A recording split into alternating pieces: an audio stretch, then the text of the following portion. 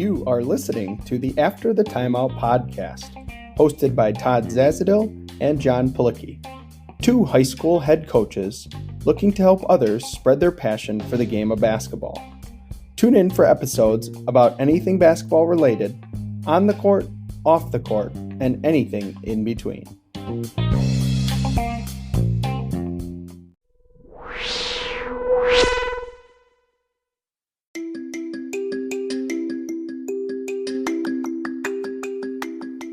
We at the After the Timeout podcast would like to take a full timeout to talk about V-Reps basketball.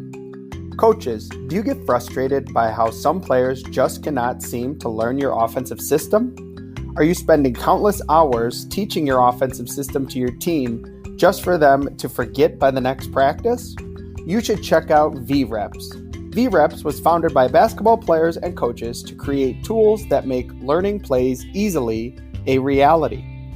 V-Reps allows coaches to turn their 2D playbook into a 3D interactive video game that players can watch on any mobile device on their own time.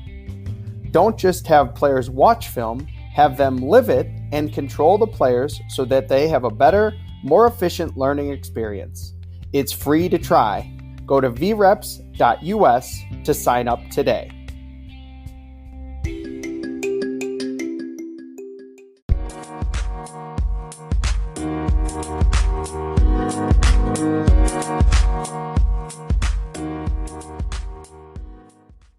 So on today's episode, we're excited to have Mike Neighbors, head women's basketball coach of University of Arkansas. Coach Neighbors is so generous with his time. He's been super generous over this last year, especially. I've seen him in a lot of places and, on his YouTube and all that stuff. So there's so much good information out there from Coach Neighbors. Coach, we appreciate being on. How are you doing today? Thank you for joining us. Of course, doing great. I think it's been the one thing about COVID, it's been great to connect with people all over. I've learned probably the greatest year of learning I've had since probably second or third grade. And I've just loved meeting everybody and getting on, having different conversations, and appreciate the opportunity today to visit with you guys. Thank you so much. So we wanted to kind of start kind of a fun topic. We know we've heard you talk about your lists. We kind of think that's pretty cool. You have a movie list, a music list. I guess, how did those evolve kind of over the years? Well, it initially started because I worked with a really annoying assistant coach that was from upstate New York. She's not annoying, but the way we used to talk to each other was, and every time a song came on, she'd go, "Oh, turn it up. This is my favorite song." She with her thick New York accent, and I'd be like, "It can't be your favorite song. The last song was your favorite song." And "Oh, it's my favorite movie." And I'm like, "Oh." And it dawned on me. I was like, you know what? I don't guess I even know what my favorite one is. So I've probably done that. I've probably annoyed people with it before too. So I just started out with songs and then went to movies, and it's gone so many subset lists now. But ultimately what it is now is I want to be able to tell the truth. I want the truth to be told to me as often as possible. So when somebody says, "Hey, what's your favorite movie?" I want to know the answer, and I want it to be an established criteria, and I want us to be talking about the same. So a lot of times I'll ask them, I'll say, well, what's your criteria for favorite? Do you mean the one I would listen to on a desert island, or the one that when it comes on, I crank it up, or the one I never pause, or the one I own the most copies of? I mean, there's a lot. Let's talk about criteria, because again, I want the truth. And then it just exploded, and it's just been, going on year 22 in college, a lot of plane rides and bus trips and layovers and hotel rooms, just adding to it. The movie list is over 3,700. The song list is over 55,000 now. The TV series is up over 300. I've got, all kinds of subsets off of that, but it boils down to an annoying conversation to start. And now I want to tell the truth. I want to be truthful, that this is, when somebody says, where's Shawshank? It's 23. Oh God, it can't be 23. It's the greatest movie ever. But I say, well, okay, what's your favorite? Well, and then I said, well, just shut up, because you don't have a list. When you get your list, you can argue with me about mine, because when you start writing that stuff down, man, you get to 23 pretty quick. So anyway, I guess I don't know if that answers it or not, but it started with an annoying conversation with a really good coach and a really good friend, and has led to, I want to tell the truth about every single conversation I have. I want to be truthful. So, All right. So, well, that kind Go of ahead. ties in perfectly. All right. So Keep you said going. annoying friend, right? Yeah. I have a buddy. We're on this group chat, right? College buddy. He considers himself somewhat a movie aficionado. He's been dogging me. Coach Z, I want to be on your podcast. So I told him I could tie it in. I'm going to give him a shout. His name's Mike Patello, but he's a movie aficionado. I see your Go Hickory shirt. He has Hoosiers as his top basketball movie of all time. Ooh. What's the first basketball movie or the top basketball movie on your list? Well, it is too. Hoosiers is number one. I'll tell you it. Over the years, there's been other ones that I like as much, but Hoosiers, the time it came along and the way it impacted me, it stayed number one. But my number two, a lot of people argue that it's not a basketball movie, but I think it's got a lot of basketball in it. It's Finding Forrester with Sean Connery. Man, I think that's such a great movie. So well done. And basketball is the central theme of it. So I've got that one number two. Everybody dogs me about Glory Road because Glory Road, they just took too many. Movie. It's a great movie, but they took too many liberties. There was a lot of scenes that weren't accurately depicted. And I know that that's, part of cinematic licensing to be able to do that. But I do have that list. I've got 1 through, I think, 80. I've seen 80 basketball movies. So those are up there toward the top. I'm a big Fish That Saved Pittsburgh guy. If you haven't seen that one, I love Fast Break, another old one with Gabe Kaplan. So it's there's a lot of basketball movies out there. When you sit down and rank them, I think I've got over 85 that I've seen. So, well, I appreciate it, Coach. Now I can get my buddy off my back in the group chat. I'm with him. I love Hoosiers. I actually own a copy where it's titled Best Shot. That was the initial name of it, and it was released in England under the title Best Shot. So I've got that one. That's kind of a prized possession I have. So Todd knows, and everybody who knows me knows I'm a huge music guy. I literally walk around with a Blue Bose speaker when I'm at work. But okay. So I'm looking for, I'm going to go specific on you. I like to do a pregame locker room song while I'm writing stuff on the whiteboard, prepping for a game. Yeah. What would be like your number one song you would play in that situation? It varies year to year. I make a playlist every year, and it's crazy. 1 year, the first one I ever had was Eminem's song, You Only Get One Shot. That one. Yeah. I had that 1 year. That was a recruiting mail out. I wrote those lyrics out to a kid, and we actually got her. That one's been up there. Metallica, Enter Sandman's been up there. For the last 8 years, though, well, not 8 years, I guess about 4 years now when it came out, there's a Texas country artist named Cody Johnson. And he wrote a song called Doubt Me Now. And it's got a couple of lines in it, like, because,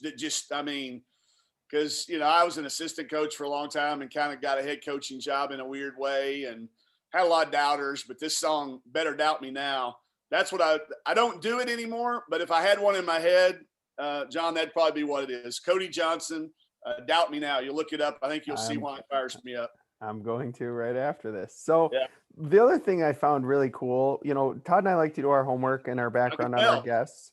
But I found out that you were actually a student athlete during the Nolan Richardson era. And I think you graduated the year before he won the national championship.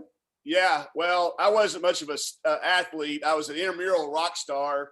I got cut from our baseball team by Coach DeBryan when I first got to university. I transferred from a junior college and thought I had a chance to play baseball for the Hogs. And I got my one-day tryout, and Coach DeBryan very graciously let me know that I should begin my coaching career. It's a great story we could go into if we had a longer time. But yeah, I was a student here. And going to the games, I remember, selling my tickets to the UNLV Arkansas game. It was number 1 versus number 2. I had student tickets. Me and my buddy were walking to the game, and a limo. It was the first time I'd really seen a limo in Fayetteville. Pulls up, window comes down, and this was straight out of Goodfellas. I was like, "What is going on here?" And this guy pokes his head out and very what would you expect from a guy coming in from Vegas, flying in, trying to scalp some tickets? I said, well, we thought they were cops, of course, going to set us up. So we were like, nah, we're not selling. He goes, well, it's not illegal to sell that hat you got on, is it? And I had some old, corduroy, back in the time corduroy was in, by the way, corduroy Nike hat or something. He goes, I'll give you $1,600 for that hat and your buddy's hat, $800 a piece. And we kind of figured out that meant we better put the tickets inside the hat when we sold it. So we did it. I think hopefully the statute of limitations is gone. But the Nolan Richardson days, the 40 minutes of hell and the up and down style, the long shorts, that really galvanized our state and really got basketball. Even though they'd been to the Final Four back in the late 70s, that was the national championship years, 94, 95. Those two runs were just a huge time in our state. So I would transition a little bit into the recent WNBA draft here. So I'm sitting with my daughter. We're watching the WNBA draft. Obviously we saw you make an appearance on there, but I wanted to kind of talk about the fun thing for me about the WNBA draft and any draft is when each player gets chosen, and you've had so many players chosen over the years, but they kind of go back to being a kid with their excitement and their joy. Even though it's turning into more of a business, they've worked so hard for it. What does it mean to you as a coach of all those players to be able to experience those moments with them? Well, as you said, we get to be there beside them and, experience it with them. But what I like is to hear how many people they say thank yous to: family, friends, former coaches, former teammates. It just shows you how many people impacted their lives.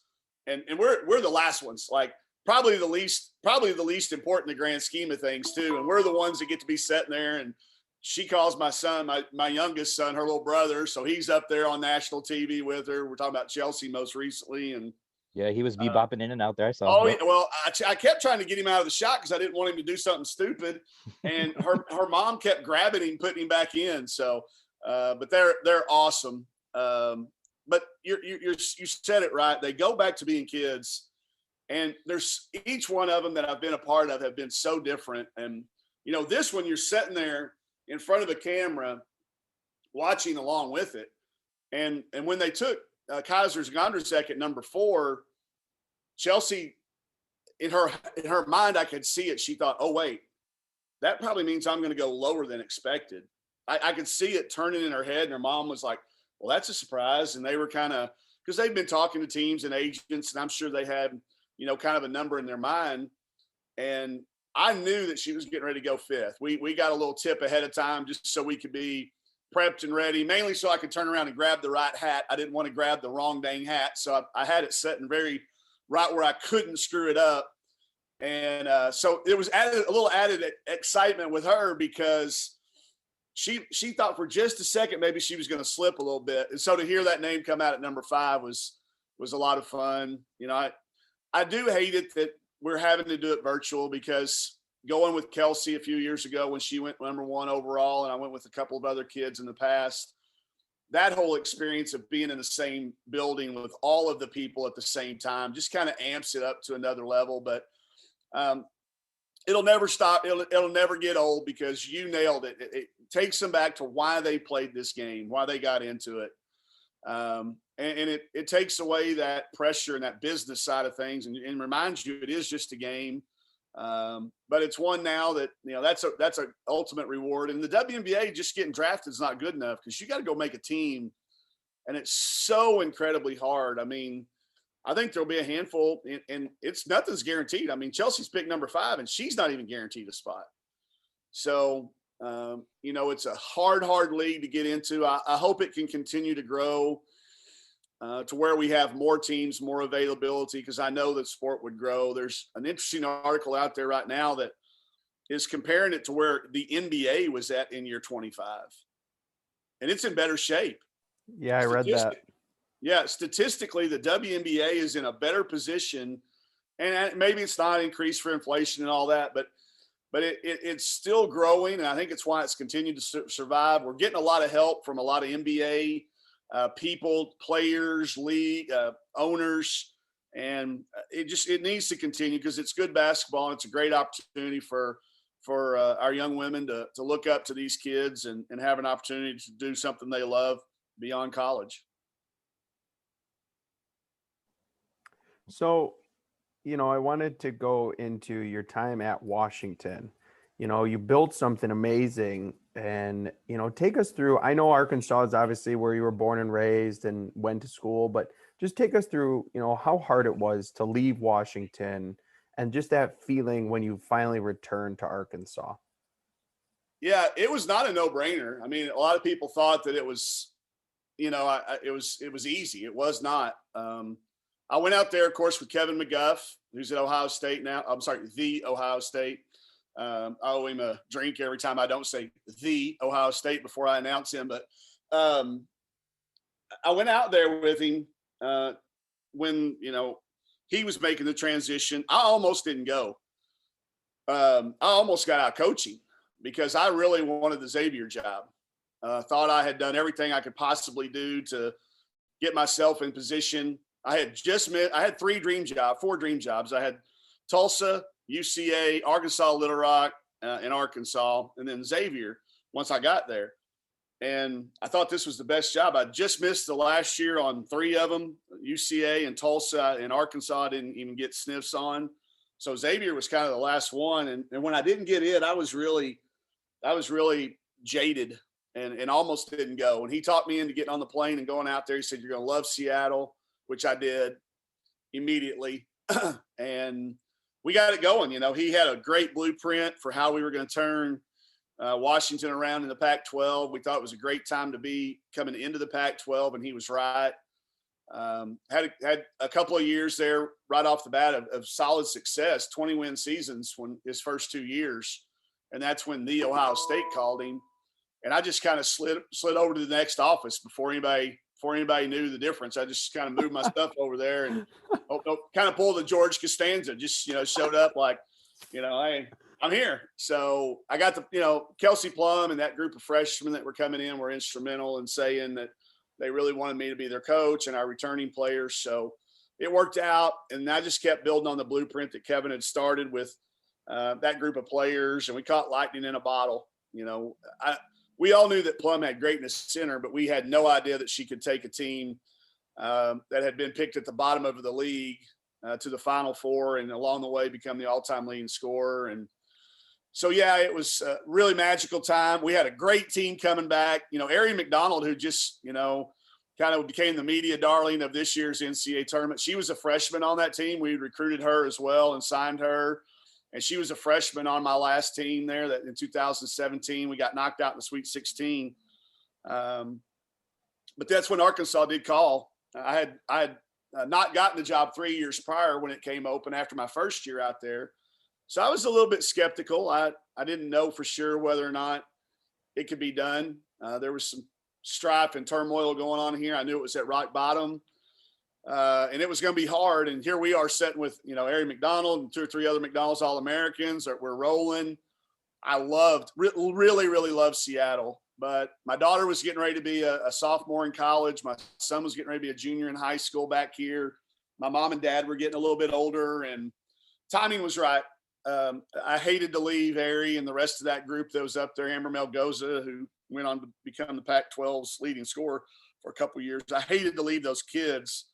But for the family and for my dream had always been to, like I say, be at Arkansas. I wanted to be a player first. Obviously that dream ended, and then it was to get back and coach. So I was afraid whoever they hired would be able to do the job and I wouldn't ever get an opportunity to do it again. That was my final filter. Was I think if they don't hire me, they're going to hire somebody else. And the talent in the state and the region at the time was so good that I thought whoever they hired was probably going to turn it into a 20 or 25-year job. And that was going to leave me out because I don't have that many more years left in me. So opportunity and time and then coming home, to be around family, high school friends, college friends, and a place where I'd still had contacts with literally every high school coach in the state. The timing was just perfect. So I want to transition a little bit more to X's and O's now. So I came across one of the many, coaching newsletters I got. You were talking about one of your plays, twirl side, and you were kind of talking about, it almost sounded to me like, and maybe I'm wrong here, but kind of scripting that play to read what the defense is going to do and kind of basing all of your other stuff off that.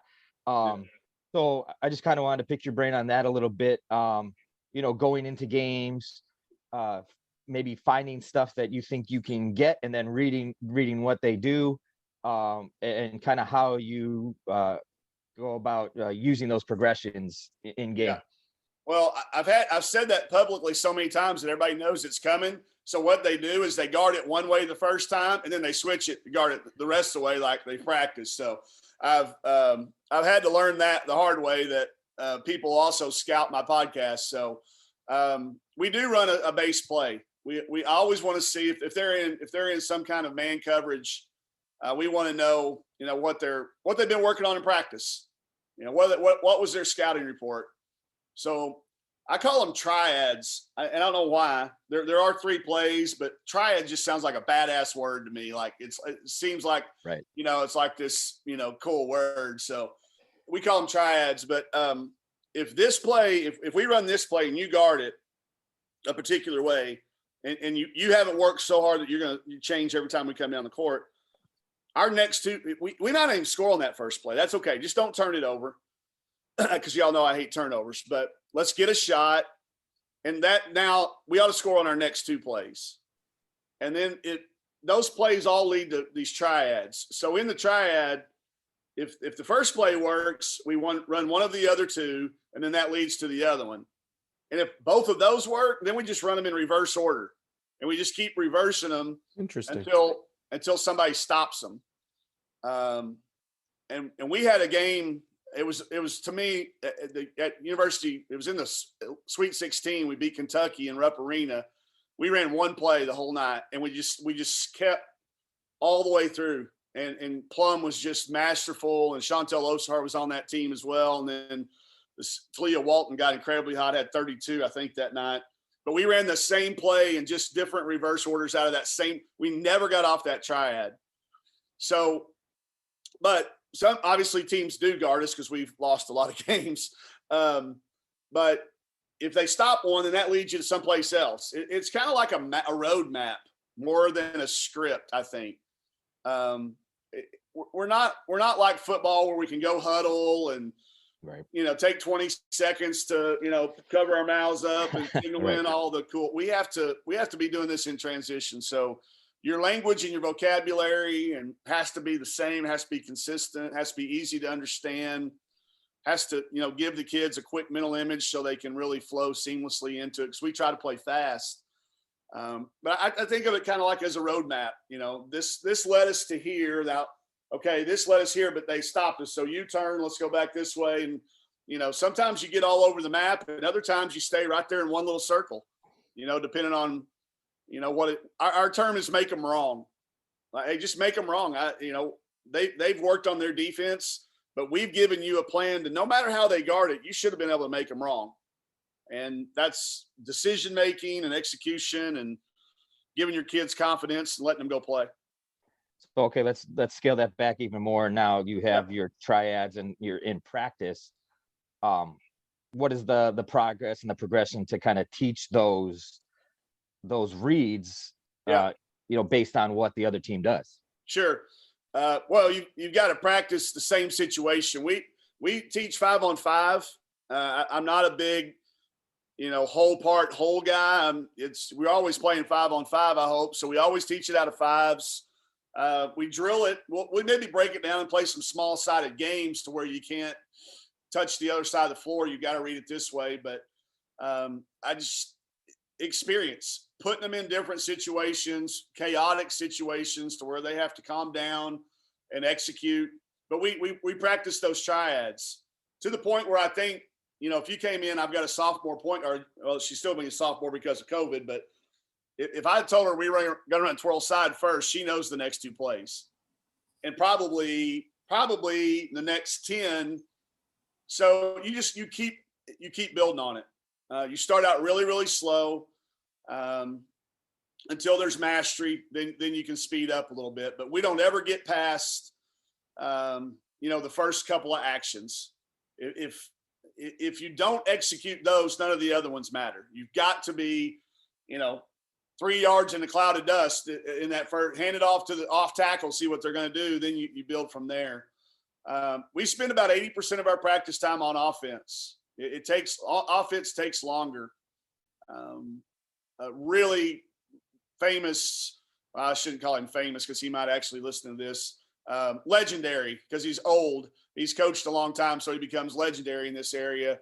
A great clinician. He said in a clinic one time, he said, offense is art and defense is science. And science takes a lot longer. Art takes a lot longer to perfect. Science is cut and dry. Art, man, you can go a lot of different directions with it and make it your own. And I always think of him whenever we're putting together our offense. But we start out really slow. Then we build it to this massive, like I'll have a huge road map in the middle of the year. And then at the end of the year, it's back down to one card.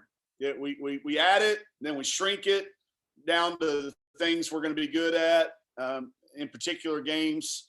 We scout, do the best we can. Obviously, I can't control how another team's going to defend us. That's up to them. And we just have to have the tactics ready to at least make them wrong the majority of the time. But we work that in practice, and we really penalize turnovers because we've never scored on a turnover one time in our life, but every now and then we get fouled on a bad shot or luck one in. So practice it at speed, practice it 5-on-5, practice it in a lot of chaotic situations, try to make them as uncomfortable as you can in practice. And if you're spending 80% of your time on offense, then you've got to be creative in ways to keep it fresh. And that's what we've tried to do with some of the ways we score our drills and the way we make determine the winners.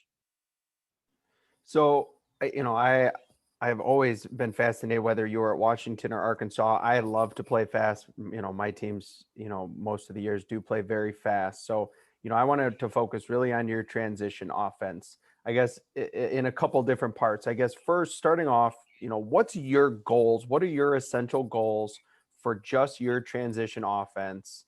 And what are your thoughts on, some people right now are 4-out transition, some people are 5-out. So let's kind of start there. What are your goals and kind of how do you mold it? Well, we want to get more people into the front court before they do. That's the thing. People, not necessarily the ball, but people. So that we've come up with the term functionally fast. I only want to play as fast as we can go without turning it over. So and making bad decisions. Those two things usually go hand in hand. But if we get to making poor decisions, or we get to taking poor shots, or we turn it over, then I slow them down. And nobody wants to do that. So our first thought is, once we secure the ball, it's a race. It's a race to your space. We've got the two locks that run to the corners. I've got one person that designated, we call them the dragon. They're going to be late. Everybody tries out for that position. Everybody wants to be the one that's late. They love that spot. The one that doesn't have to bust it to the corner. Yeah, that's right. There's a long line, but for the last 3 years, it's been Dungy. So nobody tries out for that spot no more. We have open tryouts. I'm like, all right, who wants to try out for the dragon spot? There's always one person in it. And there's usually a freshman that's going, I'll try it. They do that for about 2 days, and they're like, oh, crap, I'm going to be a lock. But it all starts with that person that runs to the rim, in my opinion, because very rarely do you have 5 kids that can run and shoot threes at our level. I think you can at the NBA level, and maybe some of the best teams in the world can sprint 4 people to the arc and one person try to rack it. But I think we have to have somebody that really puts a lot of pressure on the get back kid. And most times they're not the get back kids, usually the other team's point guard. So we try to run a big, we just tell her to seek the front of the rim or the get back kid. So you're occupying the first person back who's probably in charge of pointing and talking for the other team. You want to occupy them immediately and with a lot of pressure and pace. So whether that's running past them to get to the rim for a layup or to post up on their body to keep them from being able to fan out to one of your corner shooters. But our number one thing when we start breaking down transition offense the first couple of weeks on film is we'll pause it. And from the second that we obtain the ball, how quickly can those people recognize that we got the ball and it's time to go? And I want them to look like sprinters. You know, if we're upright or if we're not down running, we stop right there. And long before we ever get a shot at the other end, we just work on running to your space. And if you'll race to your space and win your race, you're going to play. And then you're going to get shots. So we do build that sequentially. We all five at the same time, but you know, the locks run to that corner and they don't look for the ball at half court. They sprint. We're not going to throw it to them at the half court line unless they're first. We tell them, if you hit that half court line and you look up and there's nobody back, then you can peek real quick to see if the ball can find you for a layup. If not, continue your race to your space. So I don't think what we do is very earth-shattering. It's graphically very simple. But I think it's some of the rules that the don'ts. We're never going to throw it up the street, up the sideline. You know, everybody's like, well, the ball, you can advance it faster with the pass. Well, not us. We can't because we turn it over a lot of times in that area. We can't do that. Maybe you can. Maybe these other people can teach it better than I can. We can, but we turn it over there more often than not. Or we throw it behind them out of bounds, or we charge, or we do something bad happens. So I would rather that ball be in the person's hands that I trust the most. And her mentality is rack it. Get it to the rack. Get a paint puncture. Puncture the paint somehow, either to lay it in, drop it to your rabbit, kick it to your locks, or hit your dragon late. And I tell them early in the year, and this is going to be coming up year, this coming year when y'all watch us. It'll be the first year at Arkansas that we've been able to do it. If you lose your race, if you're not the person with the ball, if you lose your race 2 times in a row, you're out. You're out. I heard Coach Ariema this summer say something that really I've known it for years, but I've never been able to articulate it. He articulated it perfectly. He said that once you've coached a kid and they've learned it, and our kids learn, you're going to run. You're going to run to your space. Once they've learned it, once you've coached it, once you've taught it, and they've learned it, there's only 2 reasons that it doesn't happen. They won't or they can't. And that was perfect. He summed stuff up. So it was perfect.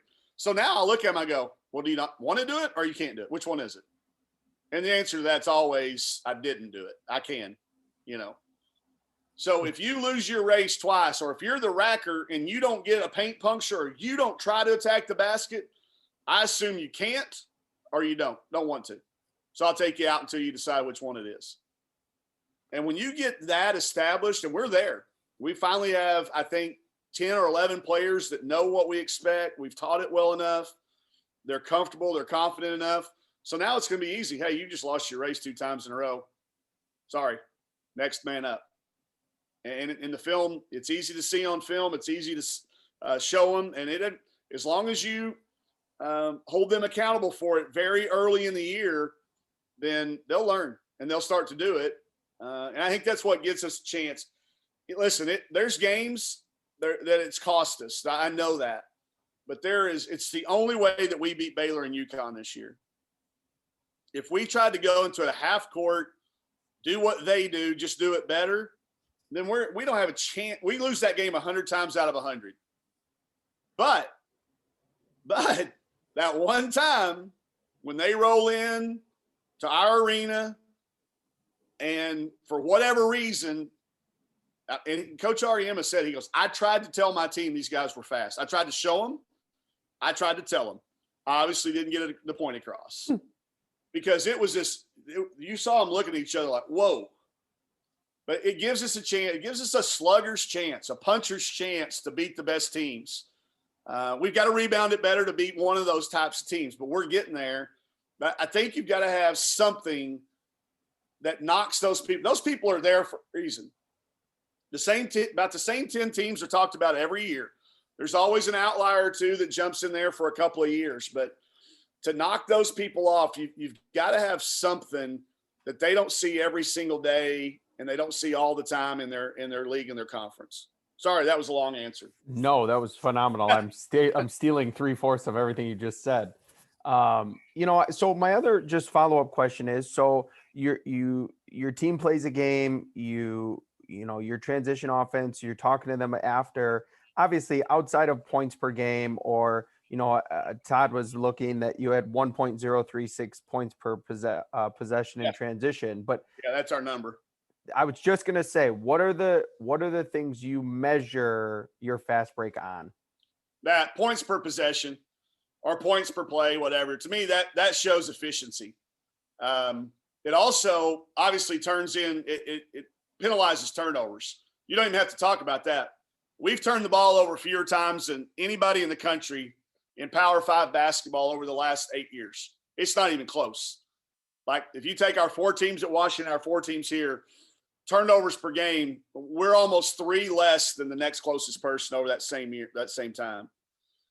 So points per possession, points per play, whichever one you want to break it down to, free throw rate, how many times we get to the foul line in comparison to how many times we put our opponents there, which we're normally pretty good in that area.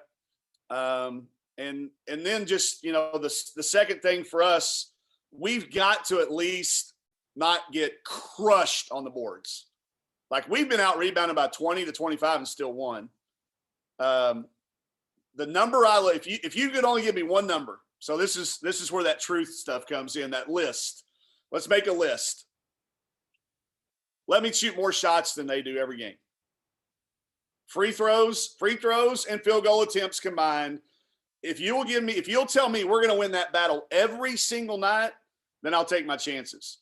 I get crushed personally, from my girlfriend downstairs to some of my coaching buddies. Y'all got to rebound. Get on them boards. Y'all rebound. I mean, our message boards. If you want some fun, get on our message boards and talk. Look at the rebounding talk. So my question to people that have that argument all the time is, I said, okay, well, why do you want to rebound it? Oh, get more shots. I said, okay, here's our 28 games this year. Here's our 28 box scores. Find me how many times we gave up more shots than we took. It happened one time, and we won the game. So if that's the reason you want me to rebound, we're already doing that with other things, by not turning it over, by stealing.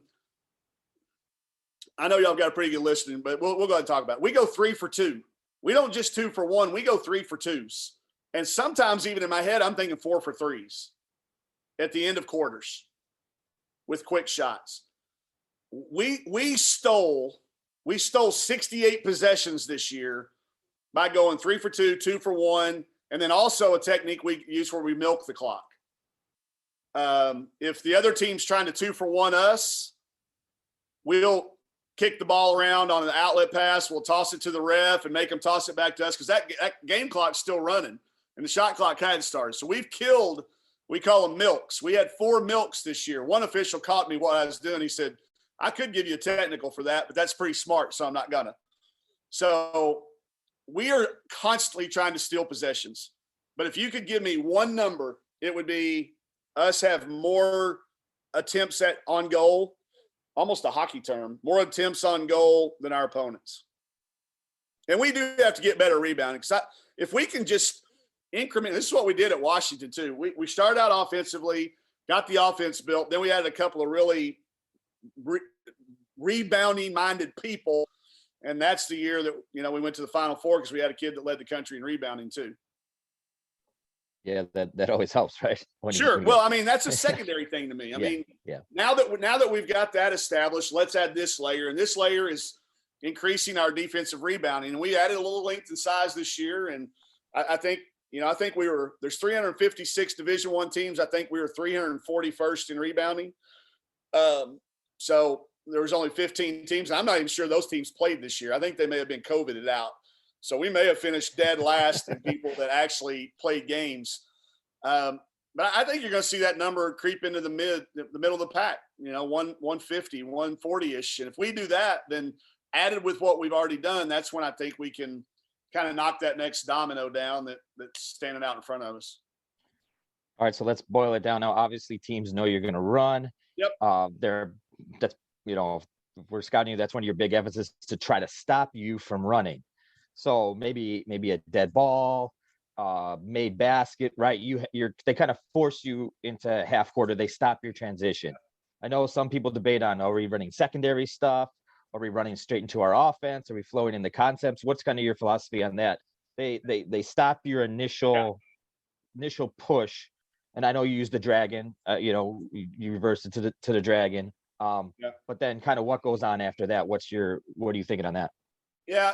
At that point in time, I'm usually trying to isolate a mismatch. We've kind of carved out the weak antelope a little bit there in some of that. So that's when you'll see me look down at my map and, hey, Chelsea's having a good night, or Ramirez is having a good night, or they've got a bad matchup here.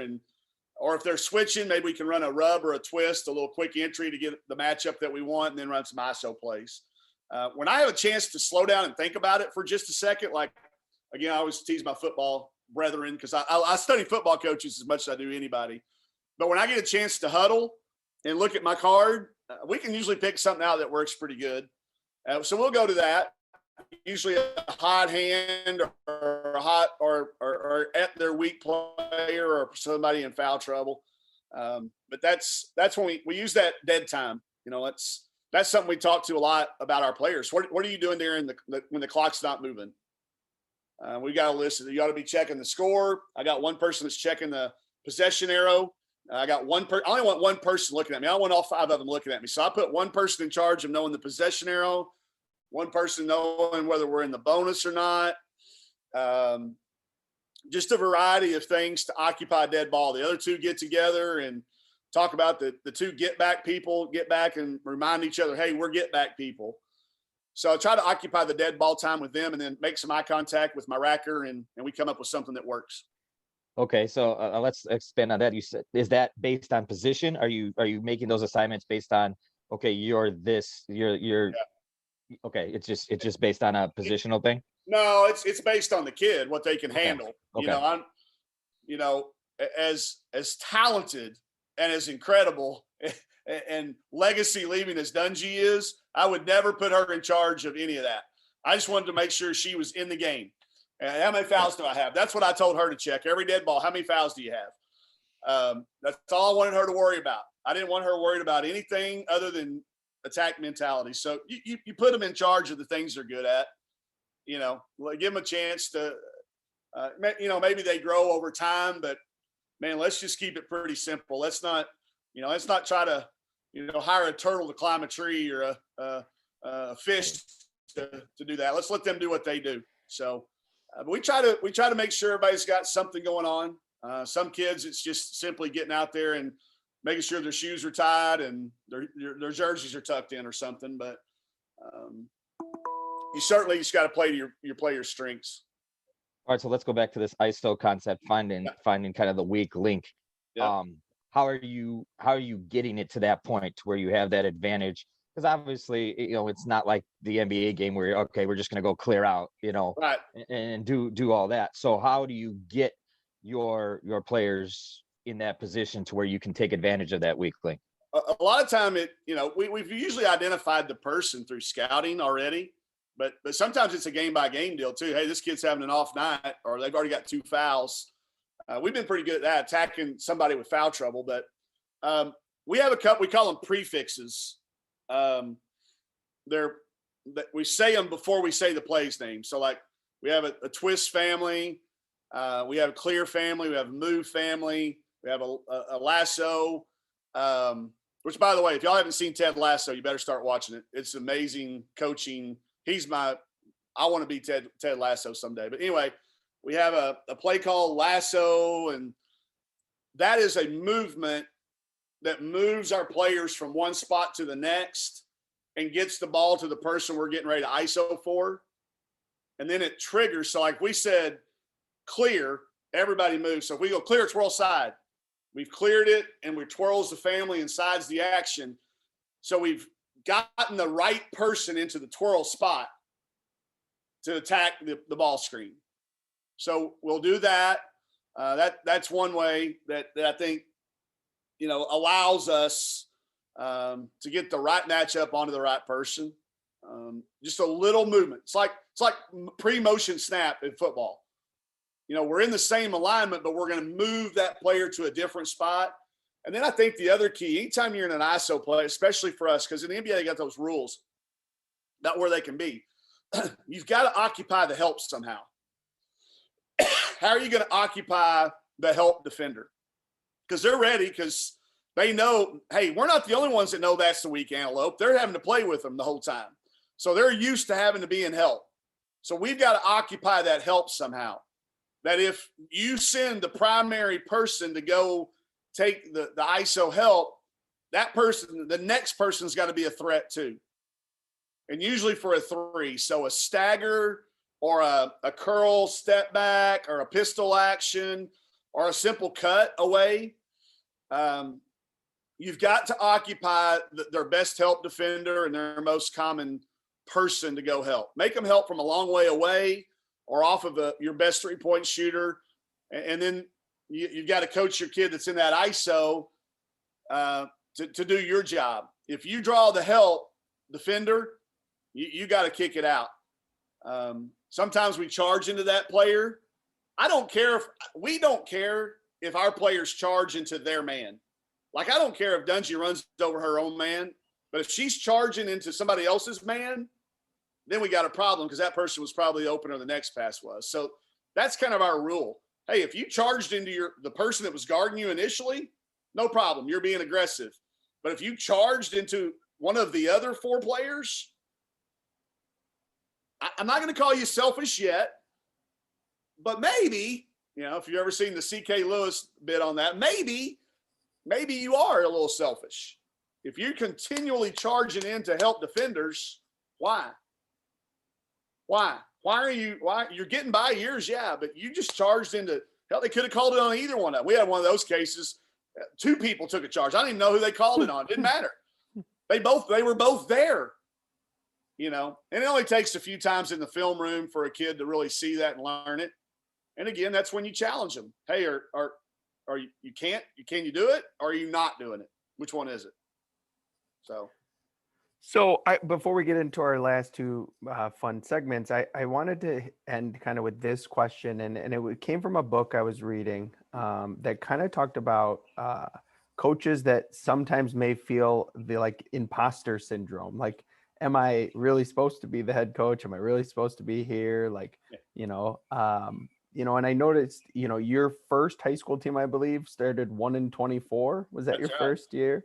Yeah. When in that year when you first got to Washington in your first year as a head coach in major college, or in your first year back in Arkansas, did you ever have those feelings of, not necessarily I couldn't do it, but some of that imposter syndrome, some of that doubt? Still do. Literally every single day. Am I the one that's supposed to be making this decision for us? Yeah. What's that book? I'm intrigued. Do you remember the name of the book? Yeah, the book is called I will find it for you. See if you can find it. I'll answer. I definitely have it to this day.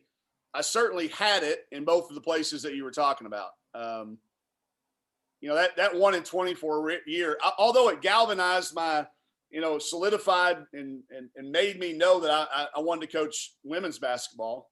I swore I would never coach it when I was growing up and playing. But after 1 year of going 1-24, I was offered our high school boys job 6 times and never took it, because I loved it. So the 1-24, made me learn and understand this was what I was supposed to be doing. That was when the game found me. The transition from assistant coach to head coach was an absolute brick to the face. Because there is nothing that translates. Nope. None of it. And I tell that, I speak to assistant coaches all the time, and I say, just because you're a good assistant coach doesn't mean you're going to be a good head coach. It doesn't, you may not even, are you sure you want to do this? I've got a list of about 20 things that I ask everybody. Are you sure you want to be the head coach? The number one thing I always ask them is, can you handle them not being your friend anymore, or being friendly to you, or learning the whole truth from them, or hearing anything? And it hit me at Washington. It was the first. On Friday, I was the assistant coach. On Tuesday, I was the head coach. Okay. On Friday, we went out to eat with the team downtown Seattle. I drove like a little Subaru Outback or something, some car that they gave us out there because everybody's so economy friendly. I had 11 people trying to cram into my Subaru Outback to go eat. Okay. My head coach drove a big Tahoe and he had one freshman with him. Right. Fast forward to the next Tuesday, we go out to celebrate me being hired. I've got his Tahoe, the exact same Tahoe. My friend had my Subaru. 11 people getting in the Subaru, one freshman getting in with me. So, are you sure you want to be the head coach? But yeah, I definitely still feel that way. I felt like that. I wrote a piece. I've got it out there. If any of your listeners want to email me, I made 418 mistakes that I cataloged. I made more than that, but I only wrote down 418. My first year, I knew that I was going to be asked to do a speech at the end of that year for an organization at Nike at the Villa 7. They wanted me to come speak on my first 100 days. So that's when I started writing down my mistakes, things I did wrong, not things I did right, things I did wrong. And it was 418 that I categorized into about 12 areas. And I still continue to make some of those, even in the transition, even though I know better. I still continue the domino knocking down. Anybody listening, go on YouTube and watch. There's a video about a small domino knocking down a bigger domino, knocking down a bigger domino. It's 1.5 centimeters, knocks down a 4 centimeter one. And you keep going and it gets to be the size of the Eiffel Tower and Mount Everest. If you don't take it down, if you don't skip a domino. I still do that. I did it this year. Probably cost us a run in the NCAA tournament. So, yeah, I've got to have the name of that book before we get off of here, though. Or you got to email me later because I'm an avid reader. I just got 2 new books sitting here beside me, none of which, by the way, are going to help me. You think this book's going to help me in coaching at all? All right. The true story behind the oral history of Dazed and Confused. I'm not sure this is going to help me at all in coaching, but that's next up on my reading list. So I need something, John. I need something. What is it? The book is called The Tough Stuff, and I will put it in the chat for you. But for our listeners, the book is called The Tough Stuff, and it's by Cody Royal. I love it. I will have that ordered via Amazon before you guys hit print on this podcast. So the best part about that is chapter 1 is everybody thinks you're an idiot. So that's my I'm that guy. I wake up every morning and not sure that I'm ready to make the decisions that you're forced to make, but you hope that you're getting the wisdom somehow, either from your past experiences or the people you've surrounded yourself with to get through it. But I'll give you all, if nobody's going to gain anything from the Dazed and Confused oral history probably, but man, if you're not reading Annie Duke's stuff right now, she's the former poker player. Mm-hmm. You saw her. She writes books on decision making. She's got 2 out and a third on the way. One's called Thinking in Bets and one's called How to Decide. I would tell you that I would not have survived COVID without those 2 books. Her stuff was so timely. It was right on point. It's readable. It's applicable. She relates it to a lot of different sports analogies, and we've had her on a couple of Zoom podcasts that we do. She's absolutely phenomenal. If Thinking in Bets, I'd read first, and then How to Decide. And her third book that's coming out, I think, in September, October, is going to really drill down deep and it's going to have a lot of basketball, she's been interviewing a lot of coaches to see how it correlates to sports. And I'm really interested to see that third one come out. All right, Coach. So we're kind of into our season 2 here, and we wanted to change up some of our segments. So we're the After the Timeout podcast. So we wanted to give what we're calling a 30-second timeout. All right, so be quick. Short answer. I got you. Okay. Well, it doesn't even have to be short. It's a very loose 30-second. Oh, okay. All right, good. I got all kinds of time. I don't know if y'all are bound by time. The referees aren't in your huddle on this. The referees aren't coming to give you first horn. Okay. But your platform, anything you want, something you're involved in, something you're passionate about, an outside organization, charity, story, whatever comes to your mind that you want to talk about. Yeah, well, I started with Coach Blair. He started the Special Olympics golf tournament here when I was an assistant coach back during those days. So, and that's delved off into so many other different areas. I've got a friend who's got an autistic son, so that's become, dear to my heart. We have a fan that's autistic that I've learned a lot more about. So I've been really passionate about learning more tolerance. I think that's a word that we all need a little bit more of with all that we're dealing with social injustice and just the way we treat people. So got really passionate about Special Olympics a long time ago and stayed true there.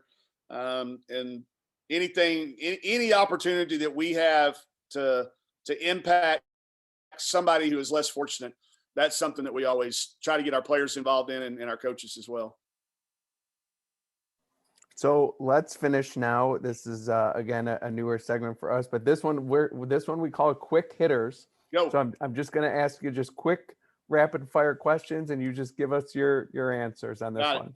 Got it. So the first one, your favorite sport outside of basketball growing up as a kid? Oh, baseball was my number one sport. Basketball was actually too. So baseball, by far, I was baseball card collector, played it. The backyard, we played every day. How about your favorite NBA and WNBA team? Never had one. I have never pulled for a team. I pulled for players. We talked about Jordan a little bit when we were there. I pulled for players, but I've never had a specific team that I just like live and die with. So any sport other than the Razorbacks. If you could coach any other sport, what would it be? Golf. Oh, smart man. That way I because they all get to play the great courses. Mm-hmm. When I was a high school coach at Bentonville, you had to bid on being the golf coach. You didn't get paid for it. You had to bid to be it because they got memberships to play 7 golf courses up there year round. And it'd be golf for sure. Best Arkansas food.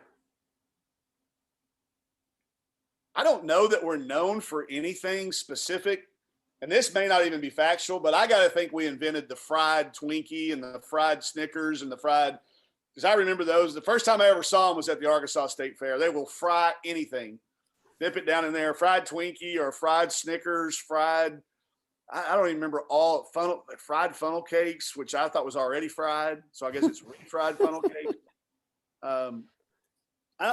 I guess fried okra is we have a team in our state their mascot is an okra. So maybe fried okra would be the most Arkansas food. But the thing that I think that we don't get enough credit for is our barbecue.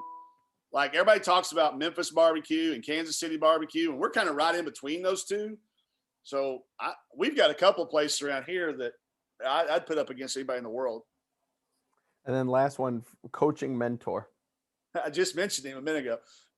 Ted Lasso. If y'all haven't watched, you got to watch it. Have y'all seen it? I have not seen it, but I do know exactly what you're talking about. It's with Jason. Sudeikis. It's on Apple TV, and he is just this. I hope I'm 1/100th the coach that Ted Lasso is, but I'd have to. Obviously Gary Blair is the coach that gave me my start in college, and he's somebody I continue to call when I'm really, really stuck. He got me, he taught me how to be a good assistant. Then I mentioned Kevin McGuff earlier. He's the one that got me ready to be a head coach. I was floundering around. I wasn't sure. Maybe that imposter syndrome that you're talking about, which, by the way, you've got me really intrigued to find out about.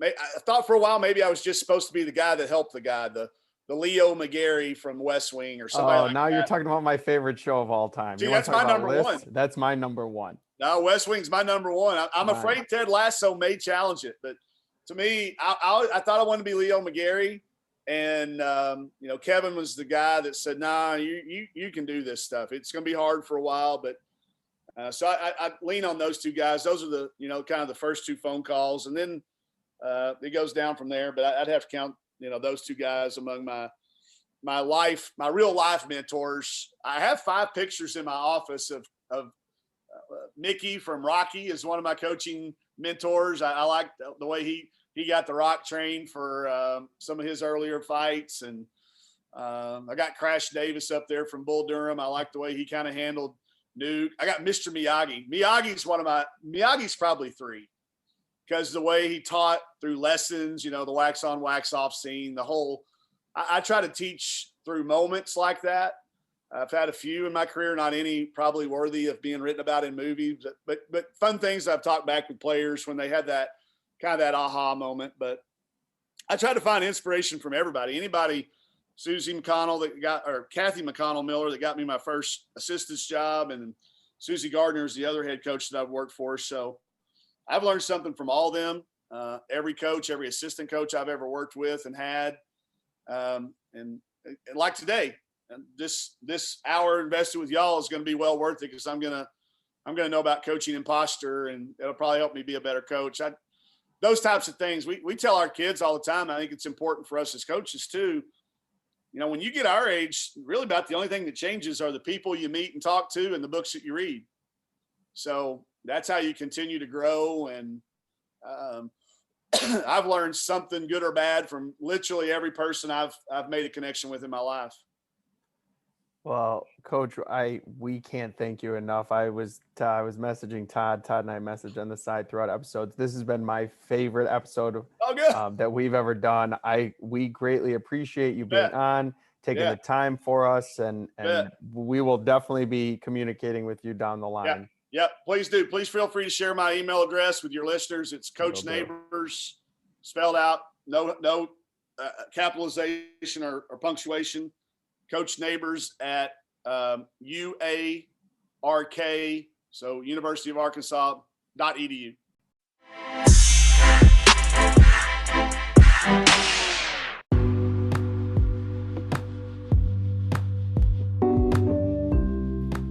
Thank you for listening to another episode of the After the Timeout podcast, hosted by Todd Zazadil and Jon Palicki. For more show content and upcoming episodes, follow us on Twitter at After the Timeout, or subscribe to our podcast for upcoming episodes.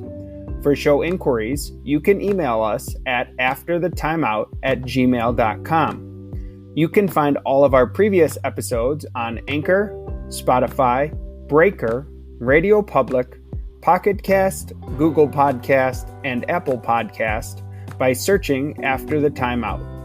We appreciate you listening. Tune in next time for more basketball content on the court, off the court, and anything in between.